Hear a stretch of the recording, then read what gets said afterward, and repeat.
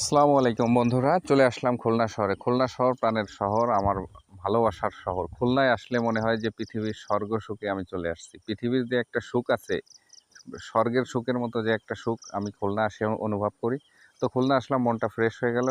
এখানে গেলাম একটু খুলনা জেলখানার ভিতরে। জেলখানার ভিতরে অসম্ভব সুন্দর ছিল। জেলখানাকে মনে হয় যে পুরো একটা ফুলের রাজ্য। এত সুন্দর করে সাজিয়েছে বর্তমান জেলা প্রশাসক, তো দেখার মতো।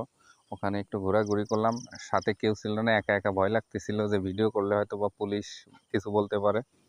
তো এখানে কিছু সময় ঘোরার পরে ভাবলাম যে একটু ভিডিও করি, কারণ এত সুন্দর পরিবেশ যদি আপনাদের না দেখাই তাহলে আপনারাও মিস করতেন। তো ভাবলাম আমার ফ্রেন্ড যারা আছে তাদেরকে একটু দেখাই। ওখান থেকে চলে গেলাম আপনার হাদিস পার্কে। হাদিস পার্কে বেশি সময় ঘুরি নাই, হালকা কিছু সময় ঘুরলাম। হাদিস পার্কের আগের যে একটা ময়লা আবর্জনা এরকম একটা পরিবেশ থাকতো, এটা এখন নাই। হাদিস পার্ক অনেক উন্নত হয়েছে, অনেক সুন্দর হয়েছে, একদম মনোরম পরিবেশ, ঘোরার মতো জায়গা। তো হাদিস পার্কে আমি বেশি সময় থাকতে পারি নাই, কারণ একা একা ভাল লাগতেছিল না।